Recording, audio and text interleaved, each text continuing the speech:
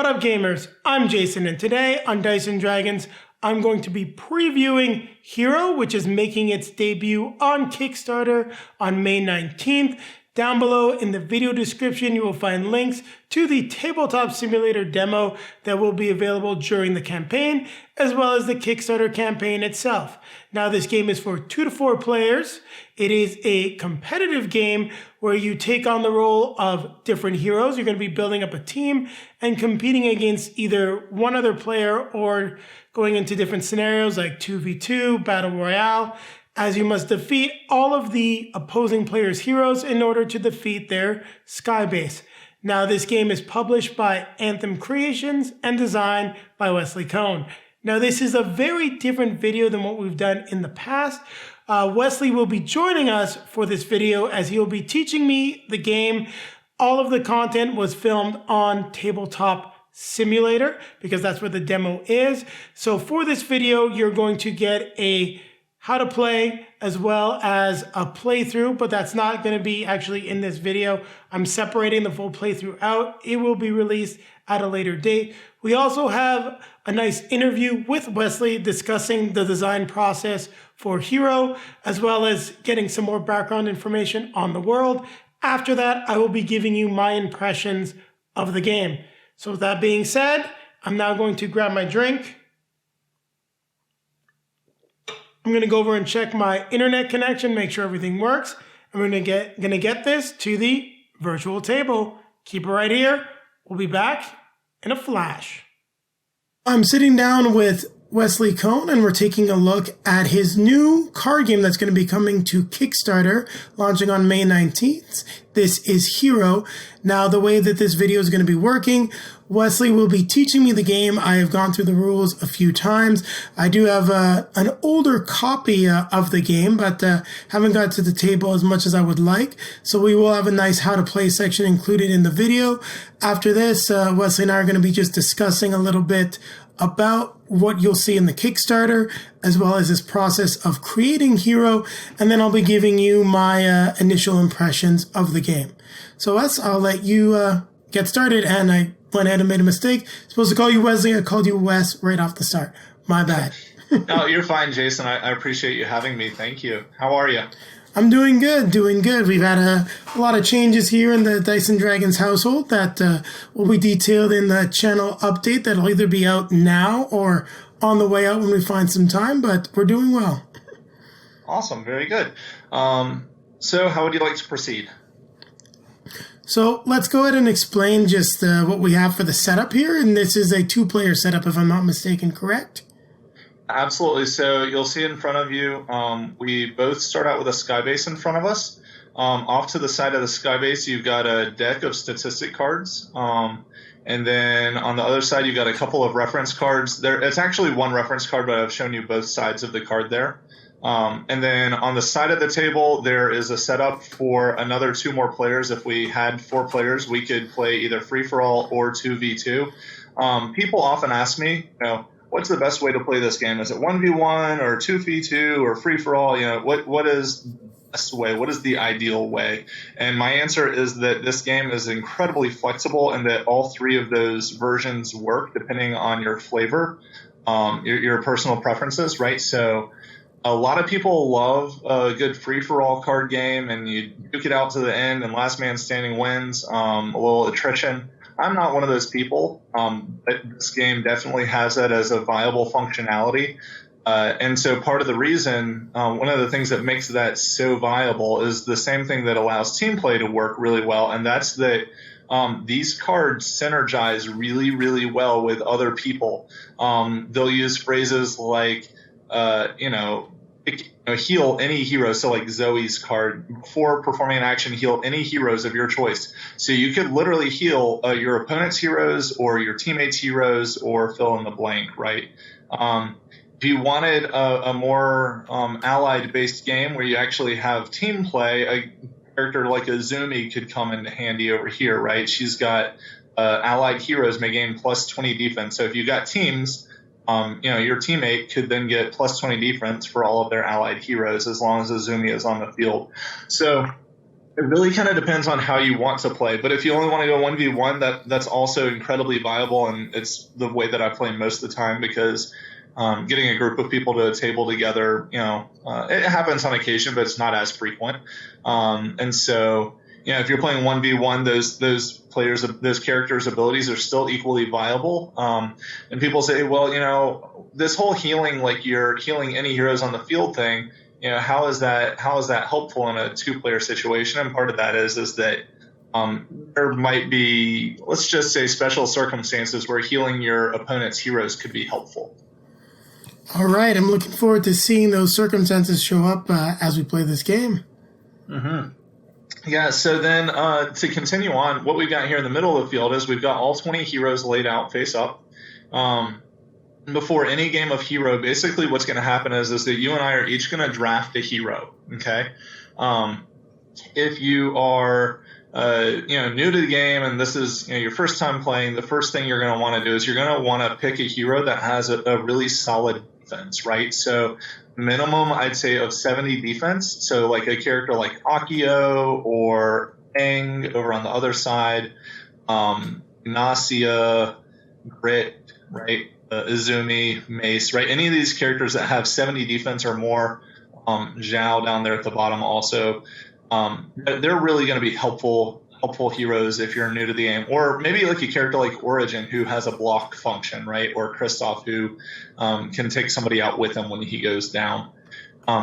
These are really helpful the first game, and part of the reason is because if you're new to the game and you pick somebody that's more offensive and you decide to get them to the table early in the game, essentially what's going to happen is in the first like 2 to 3 turns, you're going to get wiped out and lose the game almost immediately. Okay. No, and that makes sense because the core aspect of this game is to defend your sky base. And from what I saw from going through the rules and getting a little bit of experience in with the game, is that once your heroes have been defeated, that is the only time that the sky base can be attacked. So if you have a more offensive character, that might not play to your favor as the game starts up. Yeah, exactly. And that's really where it's at. As long as you have heroes in front of your base is safe. If you got more offensive heroes, it'll be a lot easier for me to take out your heroes, making it a lot easier for me to get to your base. One of the selling points of this game, and it was a huge direction of mine as I was kind of creating this game, was I really wanted to create a viable in-game scenario. There was a video I watched a while back about in-game scenarios, and it said, we really don't like this victory points thing, and victory points are kind of a crummy in-game scenario, and it just doesn't give you that nice climatic feeling, right? And so one of the things I wanted to do was give you a very clear objective, and it was for me it was take out somebody's sky base. I don't like life points that are in other games. I feel like the idea of whittling down somebody's life points is a weird thing in my mind. I like video games, but characters always have like health bars, and that always seems strange to me, right? Like if somebody like stabs you through with a sword or something, you shouldn't lose a little health, right? So it really should be, if they can pierce your armor, you should be done. And that's the way I've set this up. So if you look at a hero on the table, you'll notice that they have an attack and a defense, and the attack is how much they attack for. The defense is basically how much they block for. So if Akio here has a defense of 70, if you attack Akio and you have an attack of 70, you're going to pierce his defense and he's going to be removed from the table. And that makes sense, and that's also a really interesting design philosophy. But when I'm thinking about some great moments that I remember from tabletop gaming, it's never really the giant victory point score. It's always that event that just kind of stood out more than anything else. It's getting that die roll to win in a one versus many game. It's that, just that situation where you think you're down and out and then you manage to get everything to come together for the victory. And it seems that Hero really pushes to bring those aspects of gaming to the table in every game. You absolutely nailed pretty much everything that was on my mind when I created this game. I'm glad we're on the same page. Okay, so if you want to go ahead and start by recruiting a hero with at least 70 defense, that would be a good starting point. For future games, if you ever wanted to recruit a hero who had a weaker defense and a stronger attack power, that's a viable strategy. I've seen people do it. And what they'll do, and I'll talk about this in a minute, but we will actually have the ability to build decks full of abilities. And so they would build a deck that's more aggressive in nature, and they would come out swinging at the very beginning of the game, basically, and try to put their opponent on their toes. So I was just taking a closer look at Akio. I had him pop up a couple of times, so I'm going to take Akio. Now, sure. I am not the most familiar with TTS. I know how it works. Just letting viewers know that if I'm spinning my cards around a little bit, that's why. Well, that's okay. So I can actually do some minor tutorial while we're doing that as well. So if you want to go to the top of your screen, there's a little guy lifting a weight there. If you'll change your degree symbol to a 90 degree, that'll help with the playthrough of this game on Tabletop Simulator. If you are watching us play this, Hero is currently on Tabletop Simulator. This is not the most finalized version. It is this is, I would say, the beta version of the game. There's a couple of small changes that I need to make before the final release, but of course that's the nature of pushing a Kickstarter. And as you pointed out, on the actual Steam community page, this is going to be available during the Kickstarter and then for backers up until Hero is in backers' hands, if I'm not mistaken. Yeah, this will definitely be available to play. And then even then, my Kickstarter is going to make available the final version of this game as part of the Kickstarter as an early access, right? So the backers will get an early access to the very final version of Hero. And anybody else will continue to have access to this version. Okay. All right, so I've got my first hero, Akio. Yeah, and so I'm going to take Grit here if you want to take a look at him. I'll pop him up. So Grit's a really cool character. He's got 0 attack and 90 defense, so he can't really hurt you. But anytime heroes are fatigued, which is basically in a horizontal position on the field, he gets an additional 20 attack. Something else you'll notice about these characters is they all have a flavor text on them. So his says, broken clay must be revived before it can be used to create. And Grit is actually, he works in a forge and creates various cybernetic limbs for people in the hero universe, right? All of these characters have a storyline, and you'll note that some of them, their language is actually a foreign language, like Kiata is written in Hausen, and and then Aang is written in Chinese, and Zoe is written in Hebrew. So you'll see some of that diversity in there from not just a racial or a gender standpoint, but also from a language and cultural standpoint as well.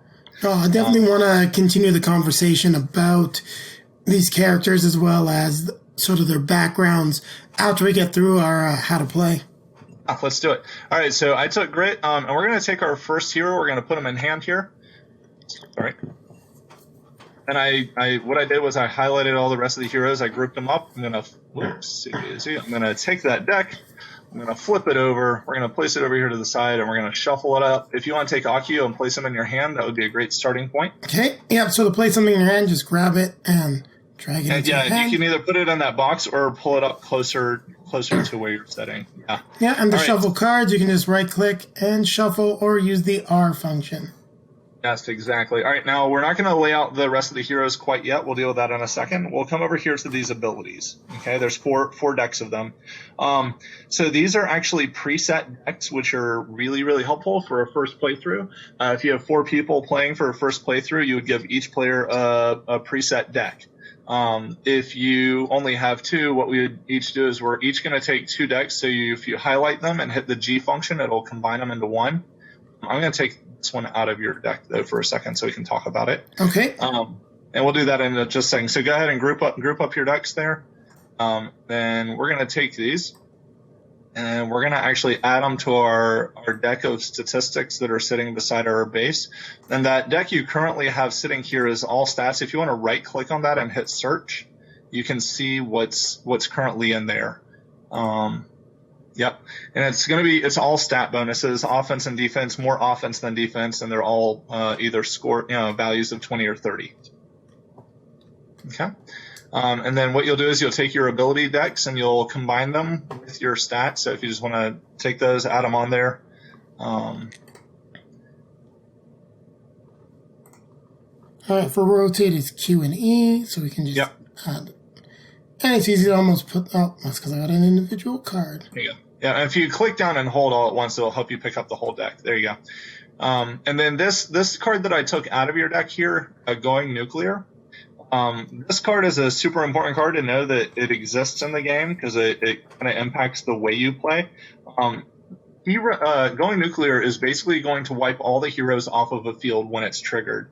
And it's one of those cards where if it's on the field, it's required to be triggered. So you need to handle it with grace. You know, if you know that Going Nuclear is going to be on the field, you need to make sure you have other heroes in your hand, because if you don't have other heroes in your hand when Going Nuclear goes off, the odds are incredibly likely that you're about to lose the game. Okay. All right, so that's actually going to go in your deck, so you have a very explosive deck. If you want to click your deck, hit the F button, flip it over, and go ahead and hit the R button to shuffle it. All right. Next step.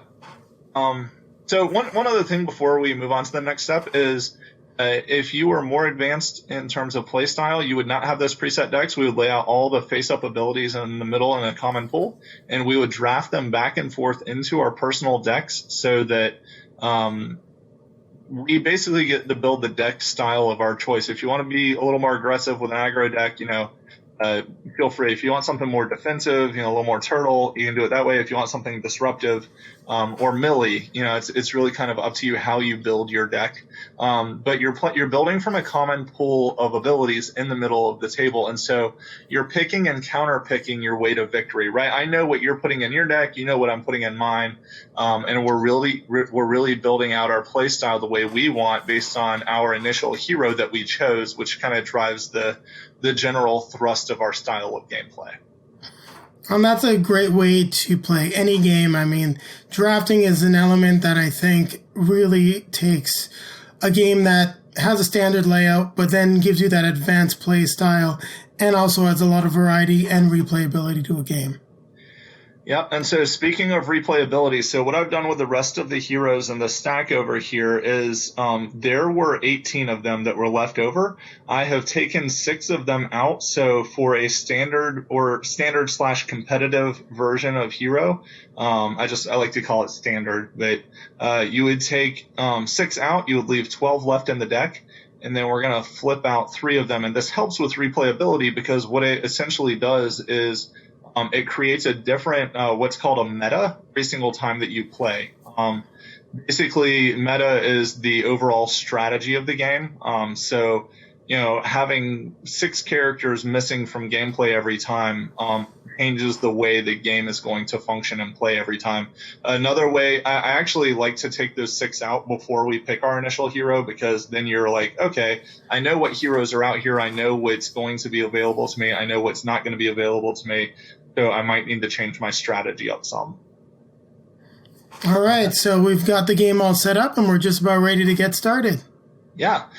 So over here, you're looking currently at what's called the Hero Headquarters. The 3 face-up cards are the Hero Headquarters. The face-down deck there to the side is the Hero Reserves.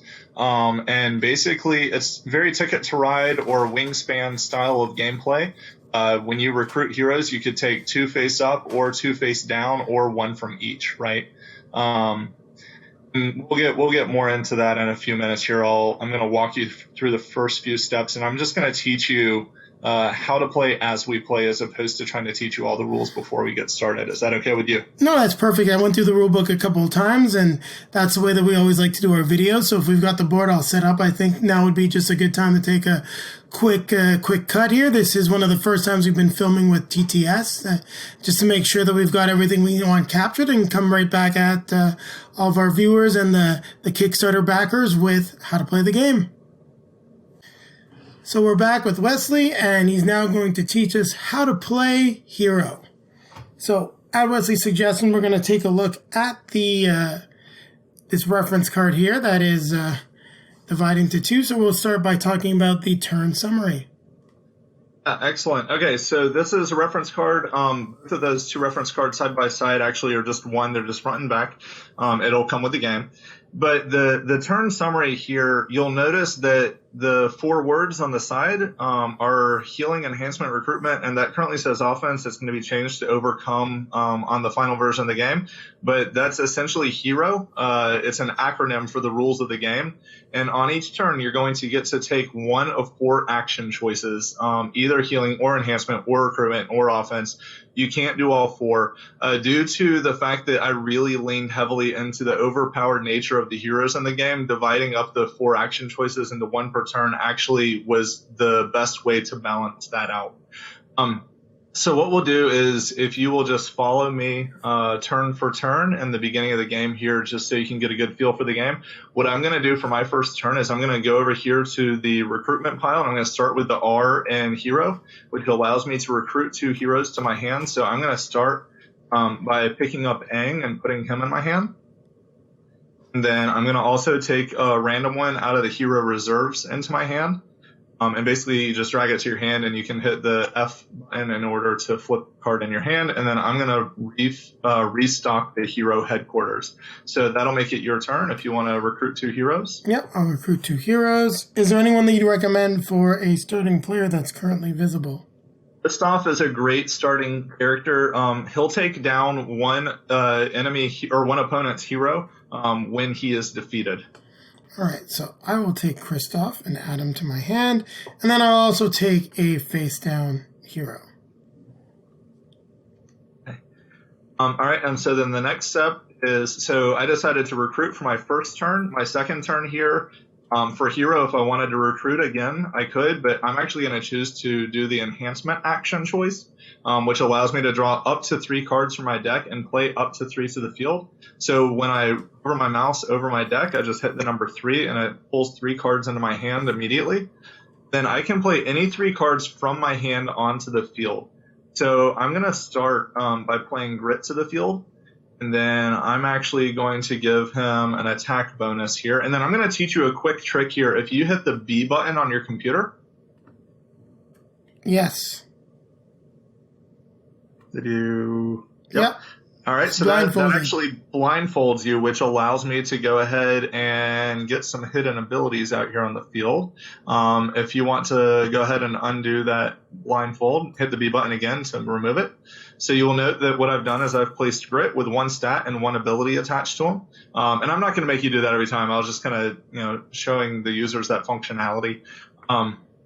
But basically, I'm building him up. There is no limit to the number of heroes you have out wide ways across the field. There's no limit to the number of enhancements that you add to a hero, and there's also no hand limit. So this is a limitless card game, and more than that, the only potential limits that come with it are the rules themselves in terms of the hero acronym and the way the abilities function, which I'll teach in a minute here. So if you want to go ahead and enhance also, that would be a great second turn. Yeah, and that's what I'll do, but I want to just point out something to viewers. Do not do this during the game because it is essentially cheating, but if you do, hover over the card, and I'll do the stats since that's not going to be game-breaking there, just to show you can highlight the stat and see the card. I'm not going to take a look at the ability, but... Well, hey, a quick way you can actually solve that problem is when you're scrolling over it, if you hit the M button, it'll just magnify. So the Alt button will reveal the whole card and zoom in on the whole thing, and the M button for M as in M&Ms, right, will actually just kind of put a magnifying glass over the stats themselves. That I did not know, and I've played with this with TTS with quite a few people that know all the rules. No one mentioned the magnify one to me, so thank you very much. So I will also enhance. So I need to take 3 into my hand. All right. And then I'm able to play 3 cards into the field. Yep. And you get to pick which 3. Note, stats and abilities don't just go to the field. They have to be attached to a hero. One other thing before you put abilities down. If an ability has the letter H in front of it, you'll notice they either have an A, a P, or an H in front of them. If it has the letter H, you do not put that on the field ever. So the ability that you have right now on the field is one that does not have a letter, so that's why it's attached to Grit. No, it does. It actually has the letter P in front of the ability. So like if you look at grit, for instance, this has the letter P in front of the ability. Okay. Yeah. So if the letter H happens to be inside there, those abilities won't be added to the field, and I'll explain that in a few more minutes. Okay, perfect. So we will play. I like Christoph, so we'll play Christoph. And then I can just attach. That would be the best. Oh, there we go. Yep. And you'll need to be careful about how you put it down, otherwise they might get stuck together magnetically. Yep. Oh, that's fine. And actually I'll play one more stat. If you put it off to the side, and then pick up Christoph by picking up the bottom card, it'll actually help you pick up the whole stack. Oh, there we go. Yep. These are the tricks that I've had to learn with creating Hero on Tabletop Simulator. And this is perfect for people that I'm sure are going to be backing this Kickstarter, and there will be people that have never used Tabletop Simulator in their life, so hopefully you find this just as useful as I am. Yeah, absolutely. There's some new little tips and tricks. Yeah. All right, cool. So you drew 3, you played 3, and that would make it my turn. So we have both done the R and the E action on the Hero acronym. So what's left to learn is heal and offense, except I'm not quite ready for that because my attack power currently is sitting at 30, and your defense is currently sitting at 90. I mean, you'll note the math in the bottom corners of Christoph there. If you just add it all together, you'll see that he is currently sitting at a 50-90 attack and defense. Yeah. All right, so my next step then is that I think I'm going to enhance again. So I'm going to draw 3 more cards. And then I'm going to add another hero to the field, one with a little more attack power this time. Because she has no defense, and you currently are sitting at 50 offense, I need to get some defense on her. So I'm going to add... I'm not going to actually be able to add enough, but I'm going to add enough to make you take pause before you decide to attack her. So I'm adding down 50 defense onto Kiata here. She's got 90 attack, 50 defense. You will technically have enough offense to take her out. If you knock her out, you'll put yourself in a fatigued position. And if your hero is ever fatigued like this, he now cannot attack and he has half defense, which would bring him down to a total of 45 defense. Okay. All right, so I enhanced for my third turn there. I dropped another hero down to the field with some more statistical bonuses on her. And we're going to pass play over to you. And at this point, my recommendation is either step into some offense, go ahead and recruit again, or enhance again. And that's really up to you at this point. And I'll be able to teach you the offense as we go. So you know what? As this is more of a learning game, and it's also one where we're trying to teach people how to play for the purpose of the Kickstarter, let's go ahead and I will do the attack, as I think... Okay. So you're going to announce your attack power of your hero. So my attack power is a total of 50. Okay, and you're going to pick the hero that you're going to attack, and you're going to tell me who you're attacking. So I will attack, is it Kyuta? Yeah, Kyuta or Kiata. I don't really know the best pronunciation, even though I'm the designer. The name is actually from the Hausan language. So yeah. So anyway, so what we've got here is we've got Kiata. She's at 50 defense. You announce your attack power is 50, so that'll be enough to defeat her. So if you want to, I'm going to pick her up. I'm just going to go over here into a hero discard pile. Okay. And then my stats that were attached to her, my enhancements, I'm going to pull those over into my own personal discard pile here. And then after the attack has been resolved, you're going to fatigue the hero or heroes that were used to attack.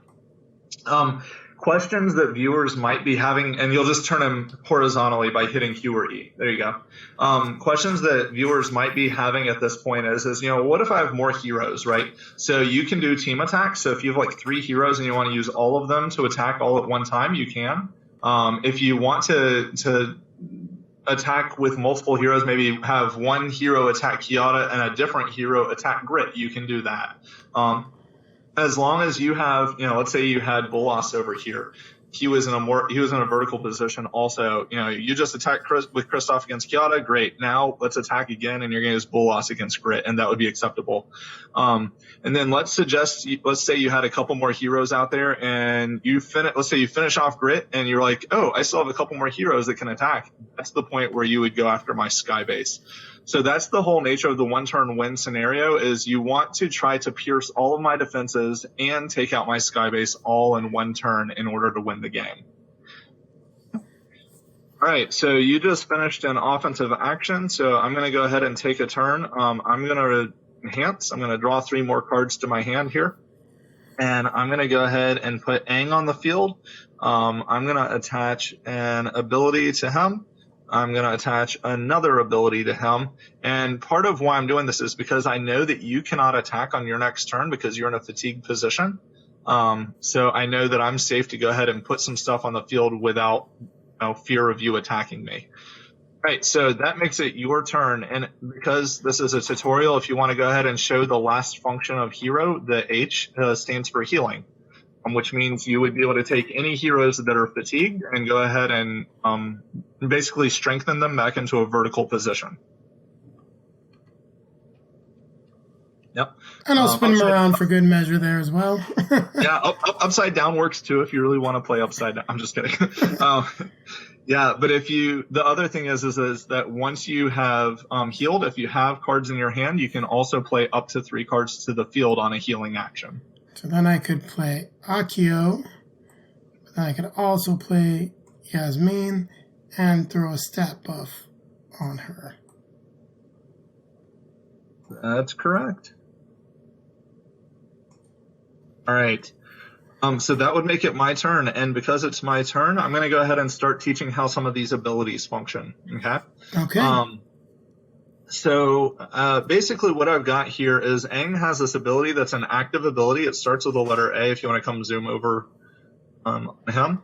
It says after an action, heal 1 hero. So if at the end of my turn I have any heroes who are fatigued, I can heal them. Okay, that's going to matter based on what I'm about to do here. So I've actually built a miniature engine. I've kind of begun my engine building. And if you don't disrupt my engine, I'm going to be able to keep doing it every turn. Okay. So to start my turn, I'm going to start by using reduction, which says fatigue one of your heroes to cause any player to discard 2 random cards from their hand. So I'm going to fatigue Aang. Actually, I'm not going to do that because you don't have any cards in your hand. Assuming you did, my play here would be to cause you to discard 2 cards from your hand. So here, why don't I draw 2 cards? Okay. Just so that we can show people demonstrate what it. happened. Yeah, so that's fine. So I would fatigue Aang. We would discard your 2 cards from your hand. They would be random. And so what I'd basically do is I'd come over to your hand and I would discard them myself. So, because I can't see what's in your hand, right? So I just pick 2 random cards from your hand. And I'm going to throw them over there in the discard pile. And then the next thing that I'm going to do is I'm going to use another ability attached. I'm going to I'm not going to use it now, but I could use Revelation, which would let me look in your hand. And basically, I get to pick a card to discard from your hand. In TTS, the way you would do that is you would highlight your hand, you'd put it all back on the table, and then I'd pick one, and then you'd pick up the rest back into your hand. Okay? So that's my starting play here. Make sure they're not magnetized. You have to make sure you pull them up a little bit before you place them down. Next step is Grit has this functionality about him where he gets plus 20 attack for any fatigued heroes that are on the table. So that brings him up to he got plus 20 from Aang, and he has a 30-point booster that's a bonus attached to him at the bottom there. So he's got an attack bonus or an attack ability or power of 50 now, right? So if you have a hero here who's only got 50 defense, you could easily knock them out. Yeah, which is Yasmin. Which is Yasmin. So because I have not done anything in the hero action and all I've done is use abilities, I'm going to go ahead and use the offensive action and swing on Yasmin with Grit. And I'm going to knock her out so she can go over there and visit Kiata in the hero discard pile. Your stat will go into your personal discard pile. I'll take care of that if you want. Oh, it's all good. There you go. Then if you'll take your defense and throw it to your discard. Yeah. All right. So next thing I did was an offense, and I attacked with grit. And then there's something else that I wanted to share with you here. On the hero actions, with the 4 actions that are there, you can use abilities during any one of those 4 actions, right? So I could use Aang's abilities literally during healing action or an enhancement or recruitment or an offense. It really doesn't matter. The abilities operate kind of outside of the sway of the timing of the 4 actions. Although, as with Aang's ability, remember his ability said on it after an action, so I have to wait till the action's over before I can use his particular ability. That said, my action is over. I'm done attacking, so his ability said that after an action you can heal 1 hero, so I'm actually going to heal Grit. And that will be the end of my turn. But you'll note that the chain there was that I used his ability, the hidden ability. It made me fatigue him, which actually gave Grit some extra attack power, and then I attacked with Grit, fatigued him, and then I used Aang's ability to heal Grit back to a standard strengthened position. All right. All right, so it is over to you. We've explored the entire hero acronym. You've seen how the active abilities work. We have not dealt with the passive abilities yet, but I'll let you get a good feel for those in just a second here on my next turn. So quite clearly for me at this point, as you've got an engine going, I have some good heroes on the board. I either need to recruit or I'm going to need to enhance. Or you can go ahead and start swinging if you feel like you've got the attack power to do that. But unfortunately with the attack power, I believe right now if I look at Kristoff, I've got 30 and 20, so that's 50. I have a total of 70 attack power, so almost enough to take out Aang, but not quite enough. Oh wait, he is weakened though, however. He is. So when a hero's in a fatigue position, they're down to half defense at that point. So in terms of just getting those abilities and his healing ability off the board, that's probably a good time to start swinging at him, so I'd have to attack with both of my heroes. Yeah, it really depends on your style of gameplay, and everybody's going to have a slightly different strategy. So I would swing just to take rid of Aang, because getting those abilities off the board, especially when he can unfatigue himself, is just, it's fairly powerful. And I'm not in a great position because I start drawing cards and you'd start getting rid of them already. Absolutely. I think that's a fair play. All right, so you did an offensive action, and I'm going to say that's probably the end of your turn. I don't think you have any abilities out there. No, I do not. I drew all stats with my first draw. All right. For the sake of teaching these passive abilities here, because we haven't really stepped into that yet, I'm going to go ahead and do an offensive action, despite how unwise it is. That's mostly just to teach the game. I'm going to attack with Grit, and I'm going to attack Kristoff with Grit. Okay? So his attack power currently is at 30. Kristoff's defense is currently sitting at 45, so literally I wouldn't be able to touch him anyway. But assuming I'm attacking, Kristoff has an ability that's going to trigger because I'm attacking him.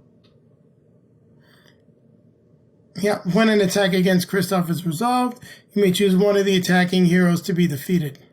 So passive abilities are always in effect. So even if they're hidden underneath of him, they're always in effect.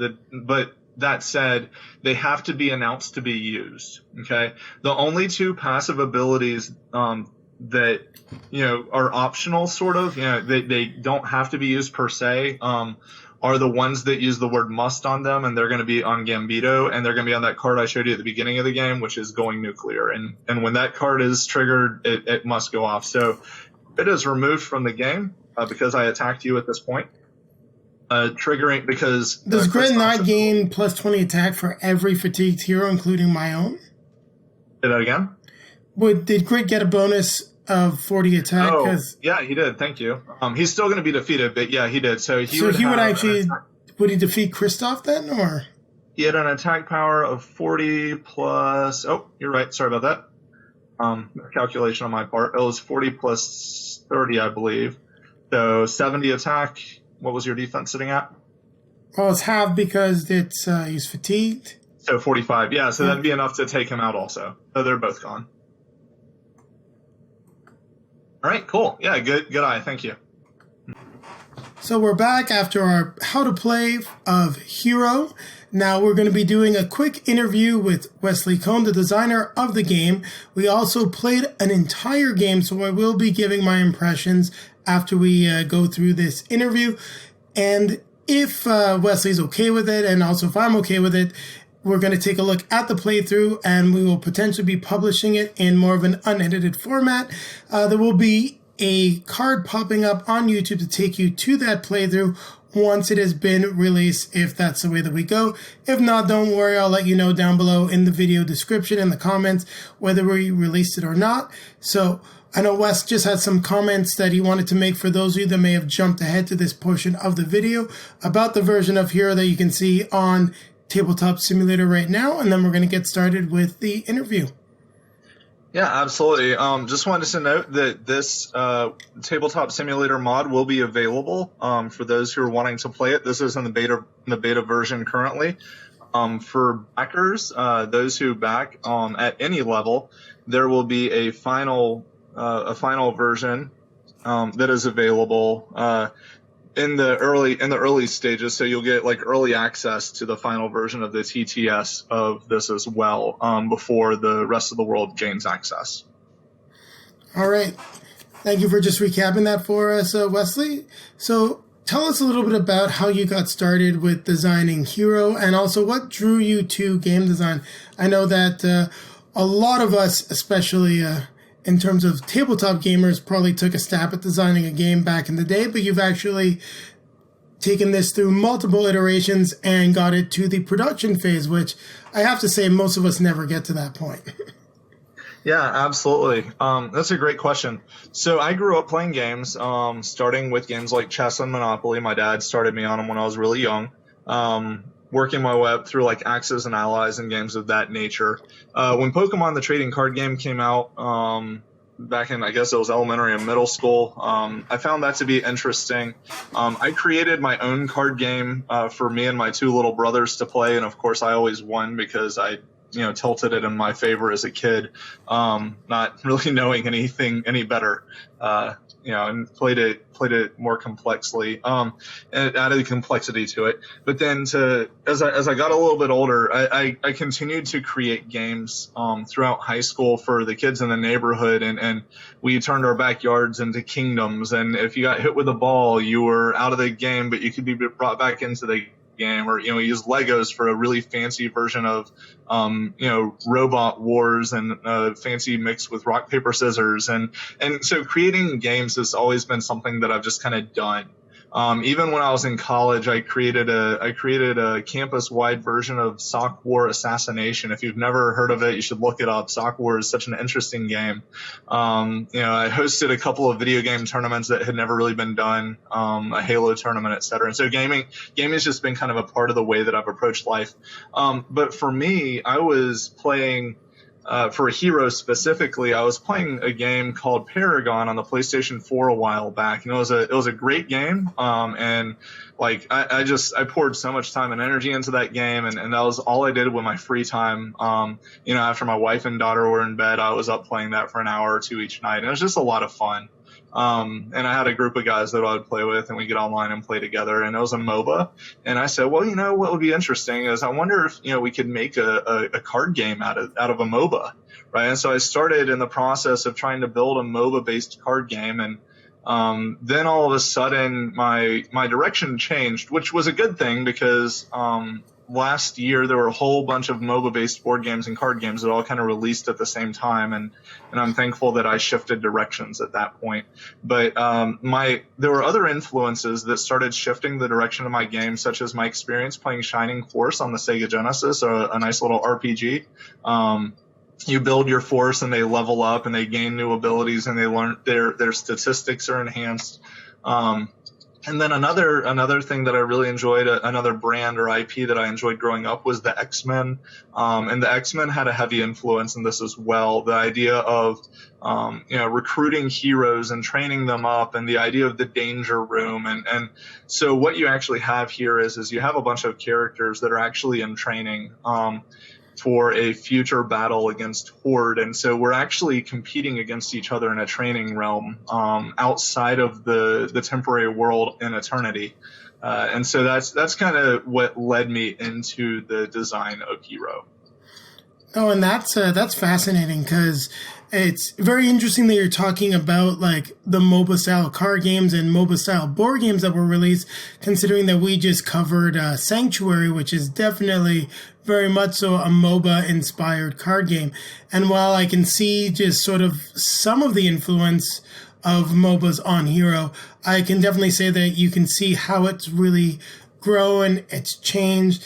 And now that you're mentioning the fact that we're, battling it out in a training environment, preparing for that enemy horde, and I'm eager to learn more about the lore of the game, I think that what you've put together here definitely stands apart from a lot of other games that I've played.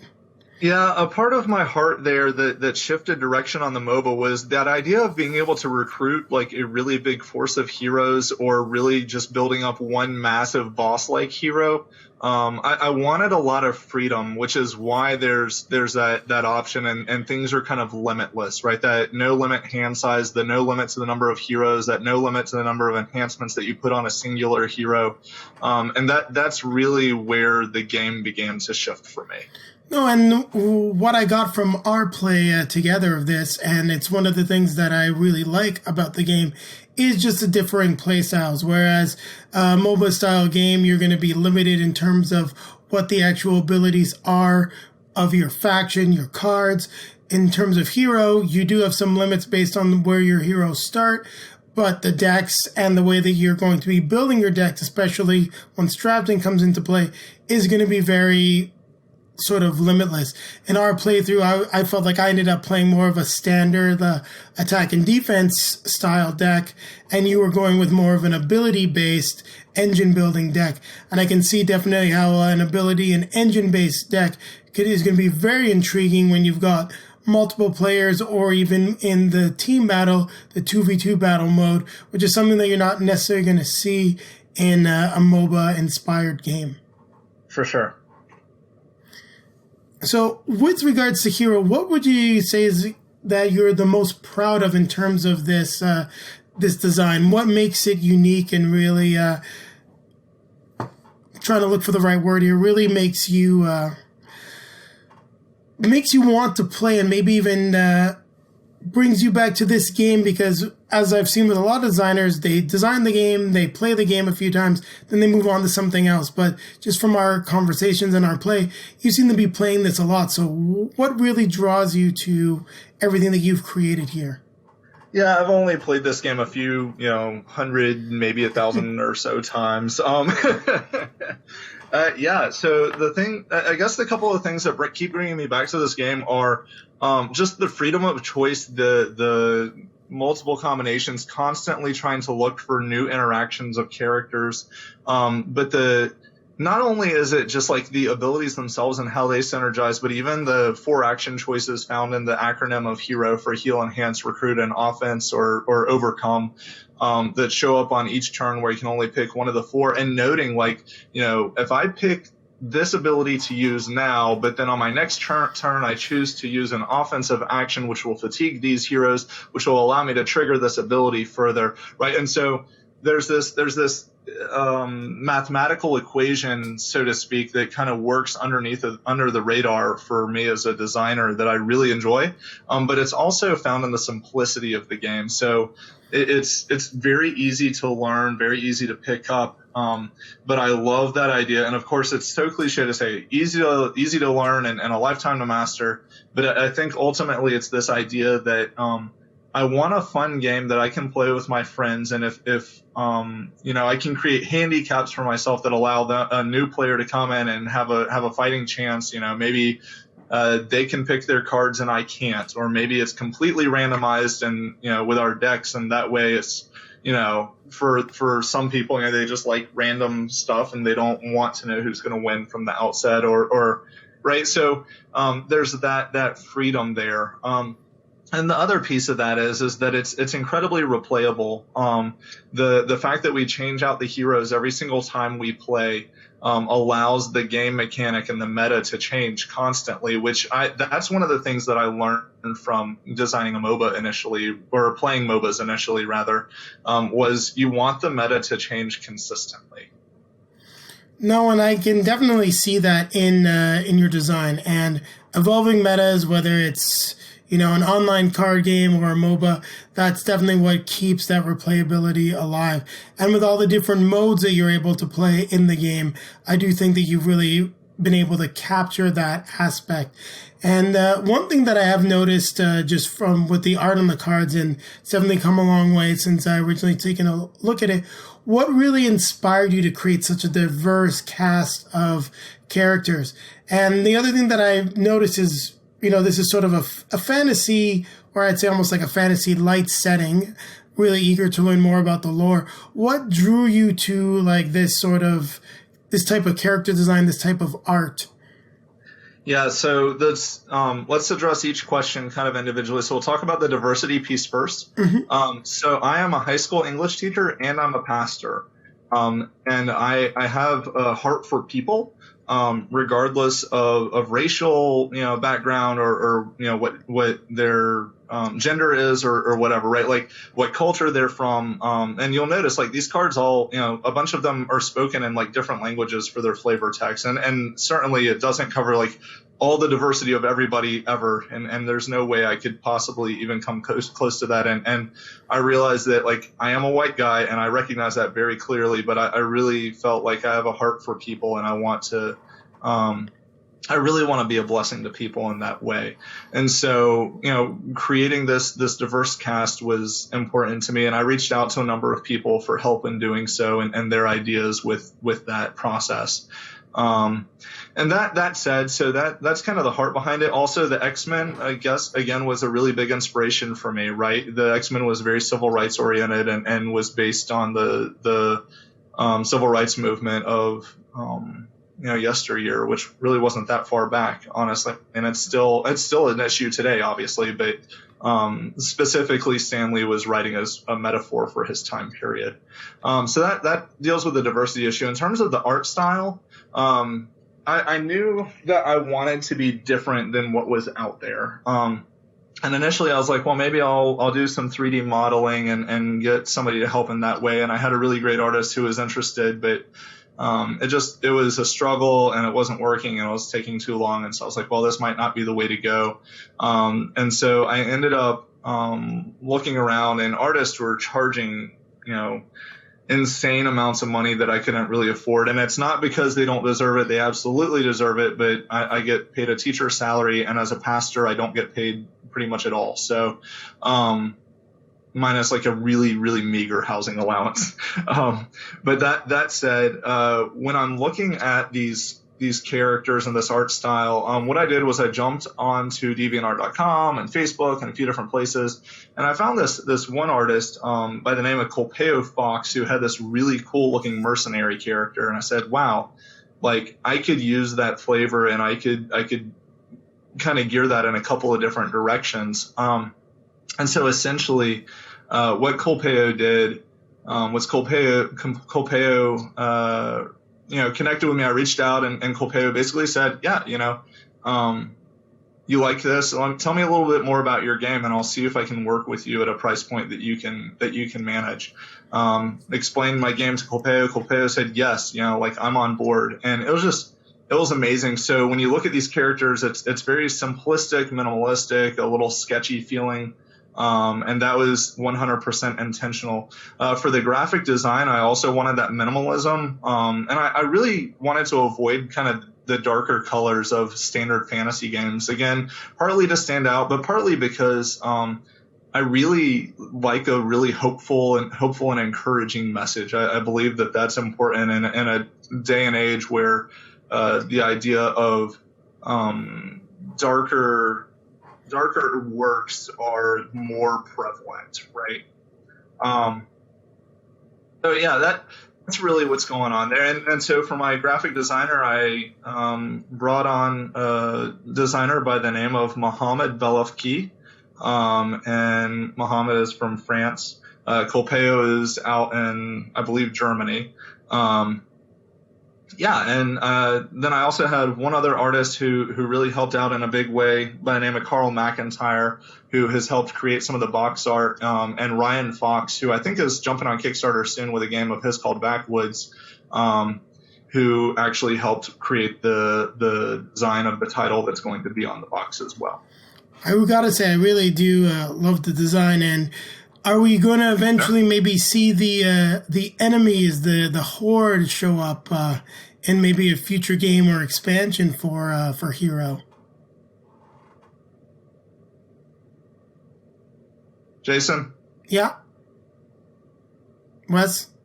Hey, there you are. All right, I lost you somewhere there. That's fine. I had a quick question, but I'll be able to edit it. We got disconnected from the server again. That's fine. Yeah. I'll be able to use a screenshot so we can just continue the conversation. So okay. I'll just clap to make an audio point for myself, and sure. We'll keep going. Okay, that sounds good. So I gotta say, I do really love the art style, and it's definitely different than anything that I've seen. It's got a little bit of a modern flair, a fantasy flair, as well as a little bit of that sci-fi flair as well with Isaac. Are we ever going to see the horde, the enemies that these heroes are training to fight against in maybe an expansion or some other type of iteration of this universe? See, now you're touching on something close to my heart. This is an interesting question that you asked. So these characters are from a world, future version of our Earth, that has seen cataclysm after cataclysm, from a one-world government with a dictator that ruled them with an iron fist, to massive volcanoes erupting all over the world and destroying everything, to essentially a rift, a tearing of the veil, so to speak, between the seen and the unseen realm, which allowed the horde to enter into the temporary world. The future Earth has been renamed Tempo, which is short for temporary. And so these heroes have all grown up, in a very dystopic future where they all come from different cultures and backgrounds and nations, and you can see kind of their cultural heritage played out in each character. But even then, they've almost like lost touch with some of their roots, depending on which character we're talking about and which storyline we're talking about. And so ultimately what's going on is that they've all encountered what's called the river, which is a lot like Narnia in a way. But they all encounter the river in one form or another. And through this encounter, they all start developing, these strange abilities, right? The main one that almost all of them eventually develop is called ghost walking, which allows them essentially to jump onto air. And so you'll note that we have these heroes fighting between sky bases. They're actually in the sky, duking it out. And it's actually in a location that's outside of the temporary world, and it's out in eternity itself that they're having this fight. The goal would be, after this training is kind of said and done, and it's a continuous process, but they're sent back into the temporary world on occasion to actually deal with the horde. So your question about when will we see the horde? Will we see the horde? The horde are essentially like demons, I guess, from the spiritual realm, and they've kind of been manifested as physical creatures in ours, and they actually integrate themselves into society and endear themselves into society by granting people favors, and they're trying to work their way up the political system to kind of control it. And so it's really an interesting concept, although there's still certain ones that are already in control, and so they're all kind of fighting for power. But the ultimate goal of these heroes is that they're this lost generation, this new generation, kind of all at the same time, coming into themselves, being trained up by the heroes of the previous generation. And so we are the elders playing the game. We're the ones training them to do this, to deal with these horde. And so ultimately what I want to do is in the next, I would love to have an expansion. I don't know if it'll be the next one or the one after.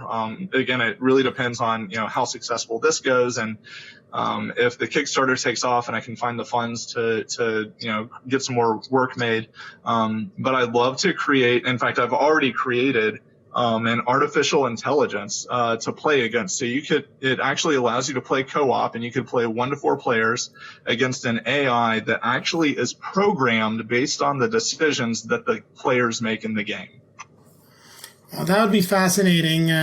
For our regular viewers of Dice and Dragons, you know that typically Julie and I spend more time playing cooperative games because, as I always like to say, happy wife, happy life, and we're both a little too competitive, so certain games just don't play as well. So a cooperative version of Hero is something that I can say we'll see the table very often in our household. So I'd love to see that, especially see some of the art and learn some more lore behind the Horde. Yeah.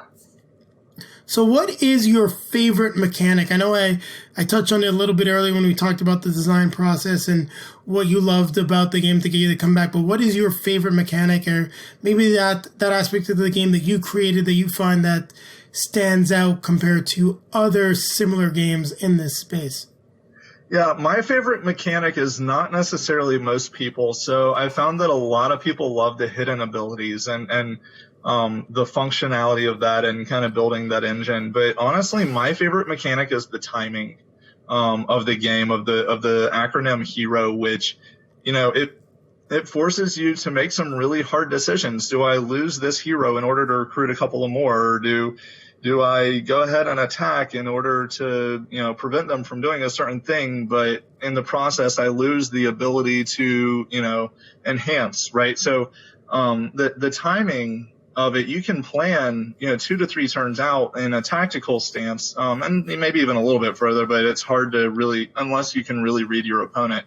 But strategically, on a big scale, the timing of it, and, do you play an aggro deck, an aggressive deck, and really come out swinging from the very get-go and keep your opponent on their toes until you can just beat them into oblivion, right? or do you take a long-term approach and try to set yourself up for the very end of the game where there's nothing left on the table, and, you're Rocky Balboa versus, Ivan, right? So what is your approach to the timing of this game? And I think that is, I don't see that in a lot of other games. No, and I definitely think that you're right. You do see a lot of action selection games out there, but not every action selection game has sort of the depth that you're going to see in Hero, and I would agree with you on that, because every decision matters. There's plenty of action selection games where, you might have 3 or 4 good actions that you can make where you're not necessarily going to have some negative consequences. Obviously, in some situations, you have to take a specific action, but I do find that in Hero, just from playing with you, there was a time where I'm like, well, I just like to heal my hero and start attacking, and then I'm looking at him like, wait, that makes no sense. It's going to put me behind. So that sort of at tempo, not temporary, but tempo and pace to the game is something that I think you've captured very well in terms of that hero mechanic, the action selections. Yeah, and as a side item to ping off of that, you said everything you do matters in this game. I want to note real quickly that there is no mana pool, there's no land grab, there's no energies in this game. Like, every card in this game has a direct and immediate impact on gameplay. No, and unlike many card games, I would say you can't slow play this game. You have to make good, strong decisions on every turn to make sure that you're pushing towards your objective. There's at least what I got from playing is you're not always going to be trying to necessarily feel out the other player. Now, you can do that by playing enhancements and other things and slowing things down, but you always want to be active, which is not the case in many card games. Yeah, exactly. No, and I think that summarizes pretty much all of the questions that I have. Is there anything else you want to share with our viewers about Hero? I would love to say that I really appreciate everybody that has contributed to this process so far. And I think that that's one of the most important things to me, is making sure that people understand, like, yes, this is, kind of my brainchild, or my, my baby, so to speak.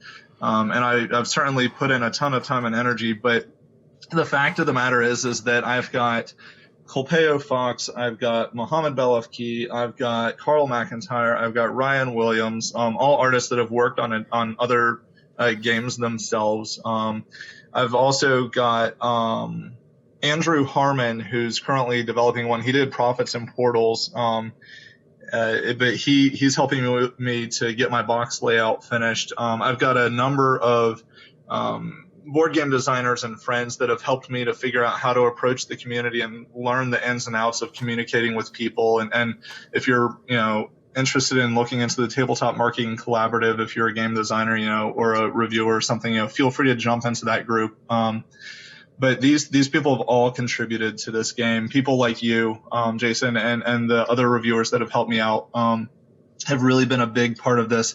The hundreds of play testers, the local FLGS that have allowed me to step in and do demos. Mace down in Charlotte, North Carolina, the convention, the local con, the Carolina cons, or it used to be known as the Holly Hill Comic Con. And Con Carolinas as well down in Charlotte, North Carolina. But all of these people have brought so much to the table, and I'm sure I'm leaving out people even now, and I'm really sorry, but there's so many names that have brought this game into the position that it's at, and it's rarely a designer, and you think as a designer when you first step in, like, it's all me, but you have to realize, like, life is relationships, and ultimately, like, Hero is about relationships, and that really gets at the heart of it. And I have not done as great of a job of expressing that in every interview, but I really wish more than anything that particular drive, that idea that life is relationships, and that idea of really just pursuing people and making sure that they know they're valuable, is absolutely at the heart of it all.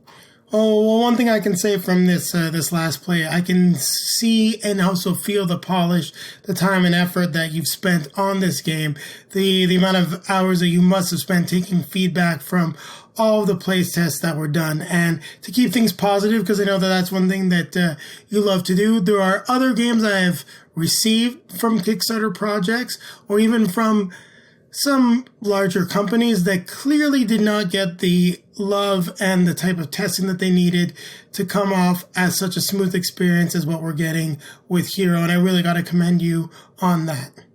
I appreciate that, Jason. Thank you. All right. Well, thank you very much for your time tonight, Wesley. And just remember, everyone, I'll be coming back at you quickly with some impressions that I had on Hero. And once again, Wesley, thank you very much for this interview. Yeah, for sure. And for those of you who stuck around to the end, thank you guys for listening. I appreciate it. So what did I think of Hero? Well, my first experience with the game in terms of the current build was on Tabletop Simulator with Wesley. So keep in mind, these are my first impressions. Now, I do have a physical copy of the game that I've gotten to play with a little bit, but not as much as I would have liked to.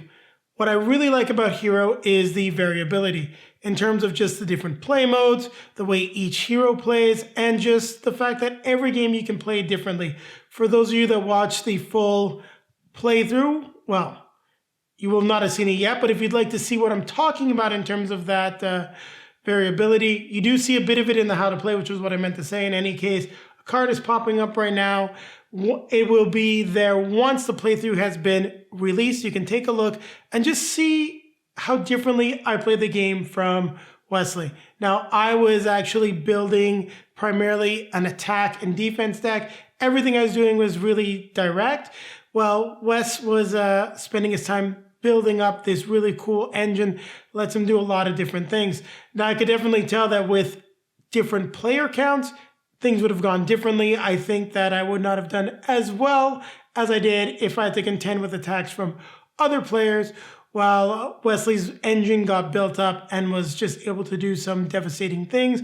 I was lucky enough just to have enough counters for it. And if you're looking for a fast-paced 2 to 4 player game that can be played, really just on the surface level, as well as have a lot of depth to it in terms of just the way that you can, go maybe attack and defense and build an engine at the same time. I don't have the experience to really talk about it, but it's quite clear that those types of builds do exist in the game, especially with some of the other decks of cards that we didn't use in our play as we were playing a 2-player game. I think you're going to really enjoy the experience. Now, I'm really hoping to see some expansions on the game. I know that Wesley has planned maybe some type of co-op expansion for the future with an AI deck facing some of the villains of the world, because I like beating up bad guys as much as I like training against other heroes. What I do think that Hero does very well is that each hero feels distinct. Each playstyle to the game feels distinct, and it comes with every hero. And just the fact that all playstyles are viable. You can build an engine. You can go straight up attack or defense. You really need to pick the right heroes to succeed on those different fronts and different styles of play. And the one thing that I do also like is, from what I experienced with the game, is you can counter other player styles fairly easily, but there's that level of depth where if you do not know what the other player is doing and you do not know what the cards are that could potentially come out and how they can affect you, you might be struggling. But any great card game has that level of depth, because that's what keeps it coming back to the table. So this is the type of game where you can play on a very surface level, or if you play it a lot with your friends, you'll be able to master it, get some really cool and intricate strategies, and really just have a lot of fun playing this game. Now, I'm really happy that the game does have a tabletop simulator demo. Once again, if you did not hear me discuss it in the intro, down below in the video description, you can find the link to it. I really suggest that you spend some time in the game, see the cards, and get a look and feel for that get a look at that variety and a feel for the variety yourself, because I think that's really going to entice you to back this game and support Wesley in this endeavor. I am not exactly sure what the price points are at the time of filming this video, but the one thing that I can say is that with the speed that we played the game, also the fact that it's so easy to set up, this is a great game to start out a game night with, especially if you've got a large group of people. You could easily get in a few games with 2 to 4 players if you're waiting for some people to show up. So I do think that there is a lot of space for it on your game shelf. Suffice it to say that I did really enjoy my experience with Hero. I will be backing it myself and doing everything I can to support it, because I really want to learn more about the world. Those of you that follow the channel have seen some of my lore reviews. I talk about the game world when it's really well developed, when I do our reviews with my wife Julie, who is not here because we did this digitally and for a few other reasons that we talk about in our channel update. In any case, we'll continue on. I love the lore behind games, and Wesley does a great job of creating a really interesting world and something that is reminiscent of X-Men and a few other different comic books, but still stands distinctly on its own in terms of what's happened to the world and why the heroes are fighting and where they're at in their daily lives. I also really have to say I love the art. It's very different from any other game that I've played. I love the fact that it feels close to home, but there's also a little bit of a medieval as well as a modern feel to it. I'm not quite sure how that works, but that's just the impression that I get from the artwork. I really enjoy it. And I gotta say, there is a wide variety in terms of characters, gender, skin colors. I really feel like you're getting a fully developed world in terms of Hero and the people that you'll be taking control of as you compete against other heroes to become better in order to save the world. Now, I think I've talked enough about the game. Like we usually do, or I usually do in this case when we're giving a Kickstarter preview. Haven't spent enough time with the game to give it a firm score, but this is definitely a game that I would recommend picking up. It gets a thumbs up from me. Well, not just a thumbs up, it gets 2 thumbs up, and definitely think about supporting this game on Kickstarter. So with that being said, it's time for me to grab my drink I'm going to head over and unplug the modem because you know what? Spent enough time online. I need to get back to the real world. I'm just going to remind everyone that you will be seeing links popping up right now to 2 different videos. One will take you to our most recently released video. The other will be to the playthrough of Hero once that video is released. Also, don't forget to like, comment, and subscribe. Hit the notification bell so that YouTube will let you know when our next video is released. So, excuse me, those videos will actually be popping up in a little bit. Also, down below in the video description, you'll find links to all of our social media feeds, Facebook, Twitter, Instagram. If you want to see some pictures from Hero, I'm going to see what I can do by screenshotting some of the stuff from the video and getting it up on those different networks. And with that being said, now the videos will be showing up probably, and I just need to remind everyone to keep playing games.